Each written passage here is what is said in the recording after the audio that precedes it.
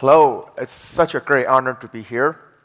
It's my first time to Korea, and I've seen so many wonderful things. I came from a farming family. Both my parents are farmers before they moved to city to earn their livings. So I spent my childhood running around in paddy fields, catching fish in the stream, playing with other kids in the mud. The great countryside scenery and great space allowed me a lot of opportunities to ponder and let my imagination fly. So today, I'm going to share with you 3 big questions and some of the observations I made over the years on nature. As human beings, our nature is to reproduce. However, in order to reproduce, we compete. We compete with each other against resources, people, power, authority, even space.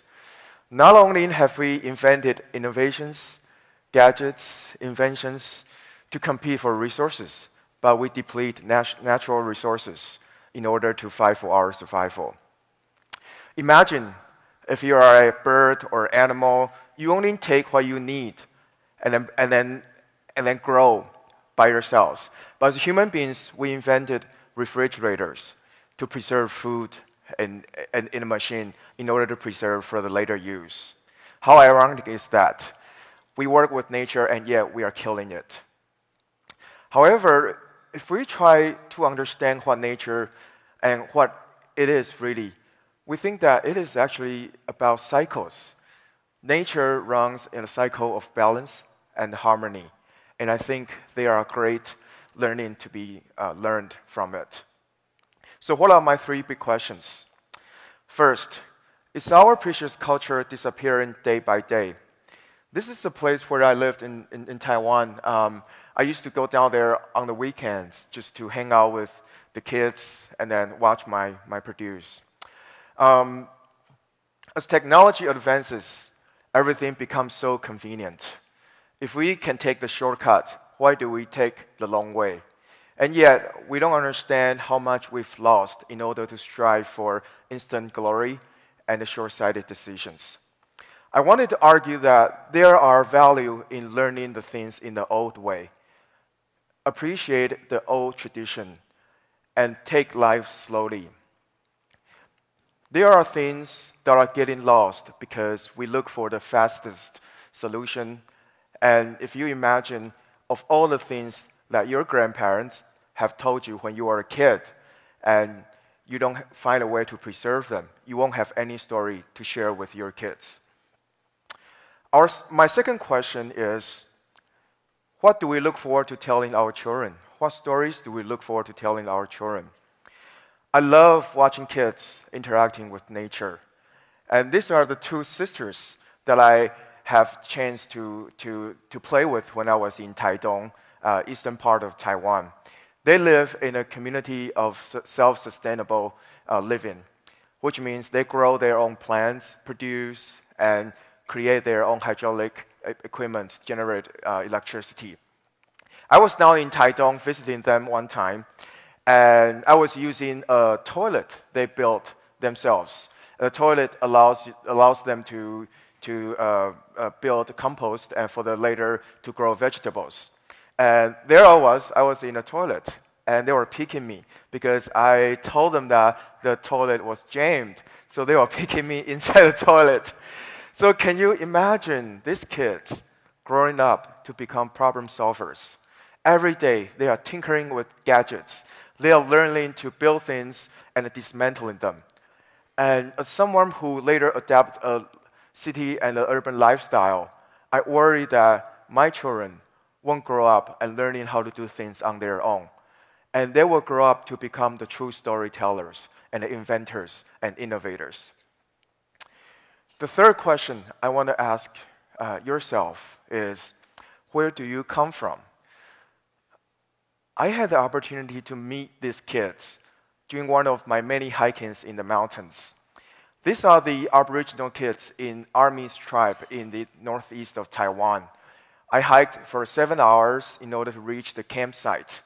When I met them, there was a huge campfire. There was a huge festival. So a group of kids dressed in traditional costume were dancing and singing in their own Aboriginal tribe language. I leaned over. I asked them, "Where are you from?" If I were to ask you this question, obviously you would say, "I am from Seoul. I am from Shanghai, San Francisco," and we would pick a geographical location. But when I ask them these questions, they tell me, "We come from the tribe. We come from the tribe." I was very shocked hearing this answer because in a sense that, where's my tribe? Where's my community? Now, I want to ask you, in your own experience, in your own life, have you built a tribe? Have you built a community? And who are the people in the tribe that you serve? And can you proudly tell others that, what tribe do you belong to? I still keep this photo in my bedside to remind me that I want to build a tribe and allow the people in the tribe to build a community as a collective wisdom. So where are we now? Where in history do we stand? I feel the decisions we make today will affect the future that we will face together. One of the greatest scientists, innovators, and architects, Bucket Fuller, used to say, "You never change things by fighting the existing reality. To change something, build a model that makes existing model obsolete."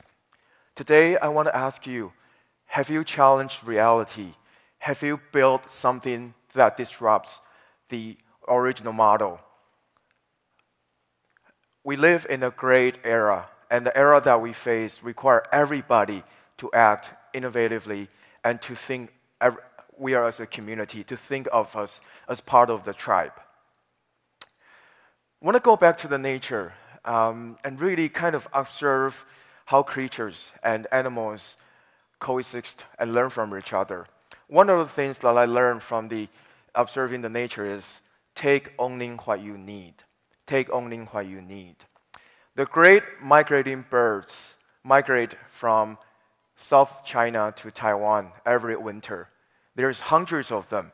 They have to fly across China Sea for 335 miles.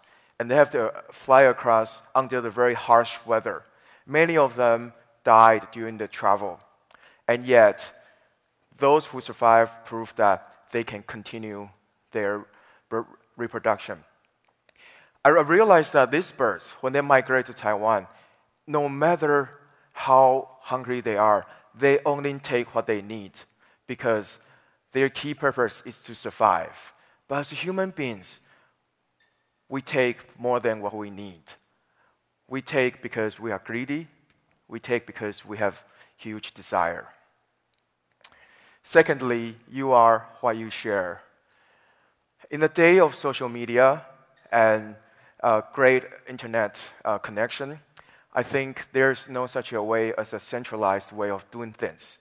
There used to be one man giving the order to everybody, but now every one of you can make decision. And you are like every little star in the sky. If every one of you shines, this entire community will shine.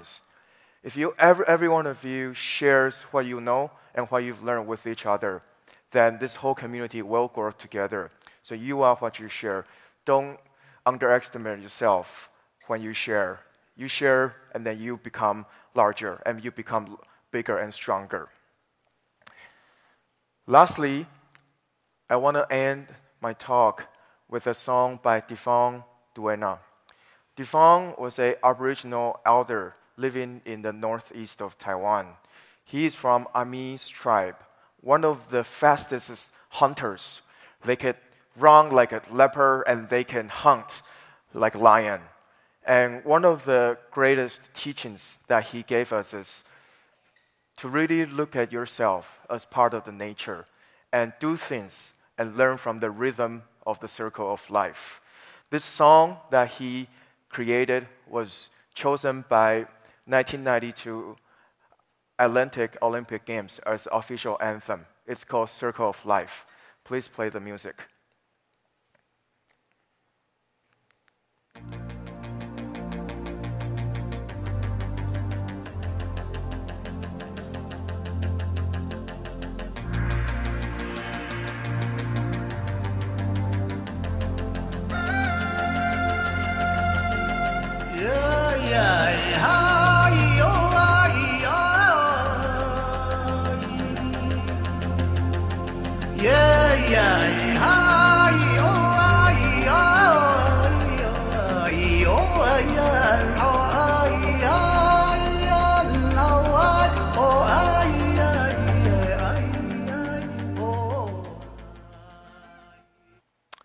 Thank you very much. It's such an honor. Thank you.